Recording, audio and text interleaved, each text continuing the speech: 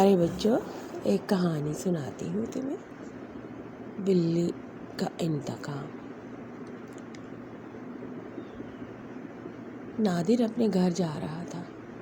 اچانک وہ کالی بلی اس کے راستے میں آ گئی۔ رات کے بعد اس کی آنکھیں موتیوں کی طرح چمک رہی تھیں۔ نادر کو نہ جانے کیا سوچی کہ اس نے فوراً ایک پتھر اٹھا کر اسے دے مارا۔ بلی گھراتی ہوئی قریبی قبرستان کے راستے پر دوڑتی چلی گئی۔ دراصل وہ اپنے دوست کی سالگرہ سے رات کے وقت واپس آ رہا تھا، جس کا گھر اس کے گھر سے زیادہ دور نہیں تھا، لہٰذا وہ پیدل ہی آ رہا تھا۔ بعد میں اسے اپنی ماں کی نصیحت یاد آئی کہ کسی جانور کو بلا وجہ پتھر یا کوئی اور چیز نہیں مارنی چاہیے، تو اسے افسوس ہوا۔ اگلے دن اس کی نانی کی طبیعت اچانک خراب ہو گئی، لہٰذا اس کے امی اور ابو ان کی عیادت کے لیے چلے گئے۔ امتحان کی تیاری کے لیے گھر میں اکیلا تھا۔ اچانک بارش شروع ہو گئی۔ اندھیرا، رات کا وقت اور بادل، گرجتے ہوئے بادل صبح سے ہی تھے۔ شام سے شروع ہونے والی اس بارش نے طوفان کی صورت اختیار کر لی تھی۔ اس کے ابو کا فون آیا کہ اب وہ صبح ہی آئیں گے۔ اب وہ گھر میں اکیلا تھا۔ اسی دوران اچانک بجلی بھی چلی گئی۔ پھر اس نے موم بتی ڈھونڈ کر چلائی۔ ابھی تھوڑی ہی دیر گزری ہوگی کہ اچانک دروازے پر دستک ہوئی۔ اس نے جا کر دروازہ کھولا تو سامنے ایک اجنبی بوڑھی عورت کو دیکھ کر ٹھٹک گیا۔ کون ہیں آپ اور ایسی طوفانی بارش میں کہاں سے آ رہی ہیں؟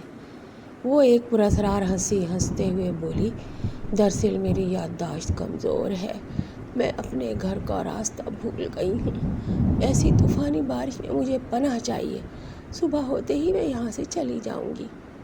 ٹھیک ہے، اندر آ جائے، کچھ سوچتے ہوئے بولا۔ اچانک بجلی چمکی۔ اسی دوران اس کی آنکھوں میں ایک عجیب سی روشنی پیدا ہوئی جسے وہ ہونقوں کی طرح دیکھنے لگا۔ کیا دیکھ رہے ہو؟ وہ اسے گھورتے ہوئے بولی۔ کچھ نہیں، مجھے ایسا لگا جیسے آپ کی آنکھیں چمکی ہوں۔ وہ قدرے گھبراتے ہوئے بولا۔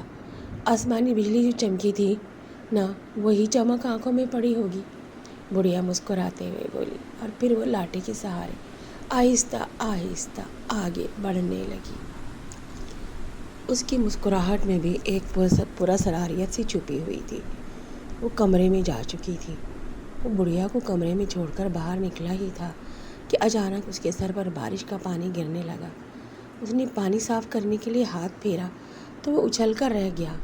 وہ پانی نہیں تھا، خون تھا۔ وہ فوراً اپنا ہاتھ صاف کرنے کے لیے غسل خانے کی طرف دوڑا۔ نل کھولتے ہی اس کی آنکھیں جیسے پھٹ پڑیں۔ نل میں سے بھی خون کی دھار نکل رہی تھی۔ یہ آخر یہ کہاں سے آ رہا ہے؟ وہ منہ میں بڑبڑایا۔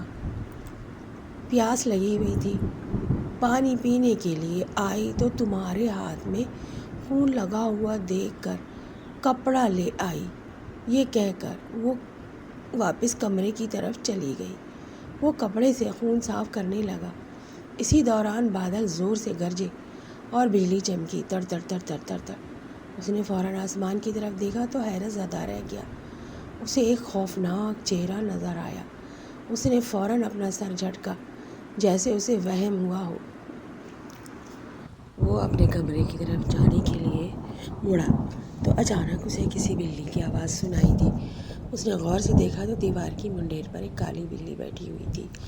ابھی وہ اسے غور سے دیکھ ہی رہا تھا کہ اچانک اس کے کاندھے پر کسی نے ہاتھ رکھا۔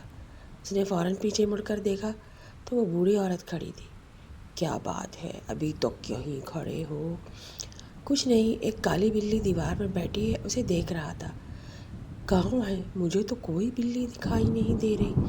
اب نادر نے جو دیکھا تو واقعی بلی وہاں موجود نہیں تھی۔ میرے خیال میں تمہیں اب سو جانا چاہیے، رات کافی ہو گئی ہے۔ جی، آپ ٹھیک کہہ رہی ہیں، یہ کہہ کر وہ سوچوں میں گم اپنے کمرے کی طرف چل پڑا۔ اپنے بستر پر لیٹا وہ سونے کی کوشش کر رہا تھا، مگر نیند اس کی آنکھوں سے بہت دور تھی۔ ڈراؤنا چہرہ، خون اور کالی بلی والے واقعات اس کی نگاہوں کے سامنے بار بار آ رہے تھے۔ اس نے مضبوطی سے آنکھیں بند کی اور سونے کی کوشش کرنے لگا۔ ابھی کچھ ہی دیر گزری ہوگی کہ اچانک اسے ایسی آواز سنائی دی جیسے کوئی اوپر سے کودا ہو۔ اس نے فوراً بستر سے چھلانگ لگائی اور باہر کی طرف دوڑا۔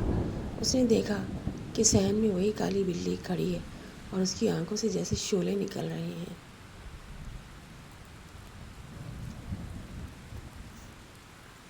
دیکھتے ہی دیکھتے اس بلی کا قد بڑھنے لگا۔ یہ دیکھ کر اس کی آنکھیں حیرت سے پھٹ پڑیں۔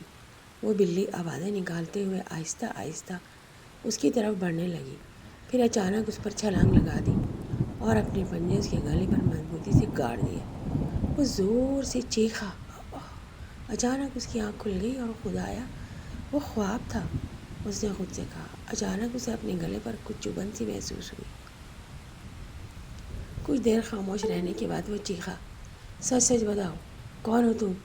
یہ سن کر بڑھیا کے چہرے کے تاثرات بدل گئے، لبوں پر پراسرار سی مسکراہٹ ابھری، پھر اچانک اس کا رنگ تبدیل ہونے لگا۔ رنگ بالکل سیاہ ہو گیا، اس کی آنکھوں سے جیسے شعلے سے نکلنے لگے۔ اچانک اس کی شکل کالی بلی میں تبدیل ہو گئی۔ وہ دھیرے سے بولی، ہاں سچ سمجھے، میں کوئی اور ہی ہوں۔ اس نے ایک زوردار قہقہہ لگایا۔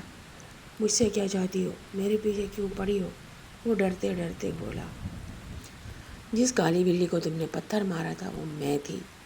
وہ بلیوں کی طرح میاؤں میاؤں کرتے ہوئے بولی، تم نے مجھے خواہ مخواہ پتھر مارا تھا؟ میں اسی کی سزا دینے یہاں آئی ہوں۔ اس کے نزدیک آتے ہوئے بولی۔ نادر کی سمجھ میں نہیں آ رہا تھا کہ وہ کیا کرے۔ اچانک اس نے چڑیل کو دھکا دیا اور کمرے سے باہر کی طرف بھاگا۔ وہ فوراً اس کے پیچھے آئی۔ طوفانی بارش اچانک اسے وہ لاٹھی نظر آئی جو بوڑھی عورت اپنے ساتھ لائی تھی۔ وہ اس نے جھپٹ کر اٹھا لی۔ یہ دیکھ کر چڑیل جہاں تھی وہیں رک گئی۔ یہ لاٹھی مجھے دے دو، مرراتے ہوئے بولی۔ پھر اسے ایک کپڑا نظر آیا جو بوڑھی عورت نے اسے ہاتھ سے خون صاف کرنے کے لیے دیا تھا۔ اس نے فوراً وہ کپڑا اٹھا کر لاٹھی میں باندھا اور باورچی خانے میں آ گیا اور اس کپڑے کو آگ لگا دی۔ اب اس کے ہاتھ میں جلتی ہوئی لاٹھی تھی۔ یہ دیکھ کر چڑیل پیچھے ہٹنے لگی، جبکہ نادر اس کے نزدیک آتا گیا اور جلتی ہوئی لاٹھی اس کے جسم کے ساتھ لگا دی۔ دیکھتے ہی دیکھتے اس کے جسم میں آگ لگ گئی۔ وہ زور سے چیخی مگر اس کی چیخ طوفانی بارش میں کہیں دب کر رہ گئی۔ دیکھتے ہی دیکھتے وہ راکھ کا ڈھیر بن گئی۔ چڑیل کے ہاتھ میں اس نے اللہ کا شکر ادا کیا۔ طوفانی بارش تھم چکی تھی، برسات کی یہ رات اس کی زندگی بھر نہ بھولنے والی رات ثابت ہوئی تھی اور وہ اللہ کا شکر بار بار ادا کر رہا تھا۔ اب اس کے بعد اسے زندگی میں کبھی کسی جانور پر نادر نے آئندہ کے لیے ارادہ کر لیا، پکا ارادہ، کہ وہ کبھی کسی جانور پر ظلم نہیں کرے گا، اللہ کو ناراض نہیں کرے گا۔ میرے پیارے بچوں، آج آپ بھی یہ ارادہ کر لیں، کبھی کسی بے زبان جانور پر ظلم نہیں کریں گے، ان کو تنگ نہیں کریں گے۔ جیسے کہ بقرعید میں بچے جانوروں کو، قربانی کے جانوروں کو دوڑاتے پھرتے ہیں، اچھی بات نہیں ہے۔ جب جانور پریشان ہوتے ہیں اللہ سے شکایت کرتے ہیں، اللہ کو ناراض نہیں کریں اور ایسے ہی بالکل جانوروں کو مت پریشان کریں۔ اگر آپ کو یہ کہانی پسند آئی ہے تو لائک کریں، اور اگر دوبارہ مزے مزے کی کہانیاں سننی ہے تو سبسکرائب کریں اور اپنے دوستوں کے ساتھ شیئر بھی کریں تاکہ وہ بھی آپ کے ساتھ اچھی اچھی کہانیاں سنیں۔ اب آئندہ پھر ایک مزیدار کہانی کے ساتھ ملاقات ہوگی۔ اللہ حافظ۔